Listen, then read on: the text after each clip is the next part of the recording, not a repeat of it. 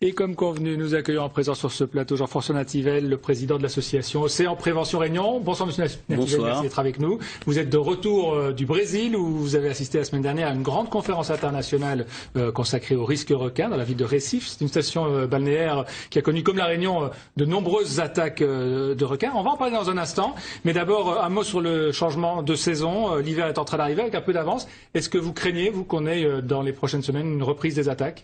Mais écoutez, nous, on est bien évidemment très attentifs à ce changement de saison parce qu'il faut savoir que chaque année, c'est à cette période qu'on constate les premières attaques. L'année dernière, le 8 mai, avec Stéphane Beramel. Donc, on profite de ce passage ce soir pour renouveler le message de prudence à l'ensemble des personnes qui vont dans l'eau encore. Parce que vous pensez qu'il y a une baisse de la vigilance. Vous voyez par exemple des surfeurs qui retournent à l'eau imprudemment, d'après vous? Mais écoutez, c'est la 4e saison d'attaque. On a à chaque fois le même schéma. On a une période d'attaque. Après, on a une baisse de vigilance et là, malgré l'arrêté d'interdiction que l'État malheureusement ne fait pas respecter, on constate de plus en plus de monde qui vont à l'eau et il faut savoir que le risque n'a pas été réduit du tout à l'île de la Réunion. Depuis 3 ans, il est même plus fort que jamais. Je vous donnerai juste un exemple. Le 19 juillet 2013, 4 ministres s'étaient réunis et avaient décidé un plan d'urgence renforcé sur le risque requin. Et rien n'a été fait ? Rien, quasiment rien. Ils avaient annoncé la pêche de plusieurs dizaines de requins. Pour l'instant, on a juste 3 ou 4 requins qui ont été pêchés. Donc il y a une espèce de flou artistique autour des mesures. Beaucoup de gens sont persuadés que les choses avancent. Il y a quand même des choses qui sont faites. Il y a des choses qui sont expérimentées, c'est différent, c'est-à-dire que là, si on est sur un temps de l'expérimentation, c'est aussi aux usagers de prendre un peu leur mal en patience. On ne peut pas aller trop vite, mais là, c'est vrai qu'au bout de 3 ans de gestion, 3 ans d'expérimentation, on peut s'attendre quand même, on aimerait avoir un petit coup d'accélérateur parce que, justement, si j'étais au Brésil, là-bas, on a l'expérience de 20 années d'interdiction, 20 années d'études scientifiques.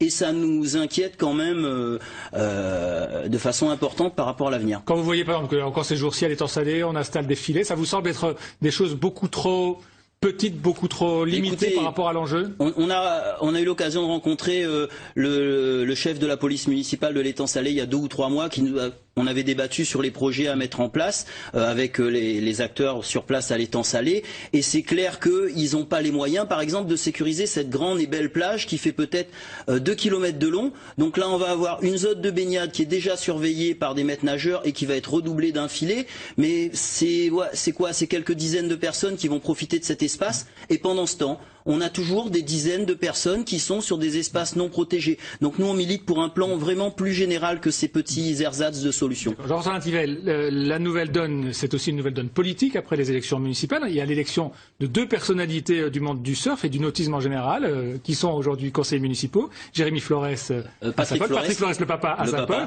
On a surtout parlé de lui, c'est vrai. Mais il y a aussi Christophe Mulquin à Saint-Leu qui a été élu sur la liste du maire, la liste LPA. Il est bien connu dans le monde du surf à La Réunion comme entraîneur. Il a créé, je crois, la première école de surf dans l'île. Il s'engage aujourd'hui en politique pour essayer de faire changer les choses. On va voir comment il voit les choses, justement. David Coinon l'a rencontré cet après-midi. Le rendez-vous était fixé, bien sûr, à la mairie, puisqu'il est maintenant conseiller municipal. C'est sa nouvelle vague de prédilection, la mairie de Saint-Leu. Le nouveau conseiller municipal chargé des sports nautiques va devoir surfer sur les délibérations et apprendre à farter ses arguments pour faire glisser les décisions dans le bon sens. Le combat associatif a atteint ses limites malgré un engagement très très fort et maintenant c'est l'engagement politique pour faire bouger les choses parce que on vit un scandale et il est impossible que cela continue comme ça. Car Christophe Mulquin était surtout connu pour son implication dans la Ligue de surf réunionnaise et comme entraîneur, mais la crise requin est passée par là. J'ai été très marqué parce que c'est tous des petits frères qui sont partis. Au début de la crise requin, on a été complètement stigmatisés, les surfeurs, la famille des surfeurs, tout était de notre faute, alors que nous on était des premiers alerteurs comme quoi il se passait quelque chose de pas normal. Puis les désillusions sont venues et un sentiment d'impuissance devant les décisions des pouvoirs publics qu'il juge absurdes pour répondre à la crise. Pour lui par exemple, la sacro-sainte réserve marine est en cause. On veut agir en tout cas sur la réserve marine de façon à l'humaniser. Cette réserve, c'est que de l'interdit. Il faut réinitialiser la pêche traditionnelle, c'est un métier et c'est un carry. C'est deux choses. C'est relancer les sports nautiques, c'est relancer l'activité. Christophe, aujourd'hui, est le deuxième conseiller municipal à La Réunion, issu du parti des surfeurs, bien décidé à faire bouger les choses de l'intérieur sans faire de vagues. Jean-François Nintivel, vous pensez que ça change la donne, ces deux personnalités du monde du surf, du nautisme en général, qui se lancent en politique? Radicalement.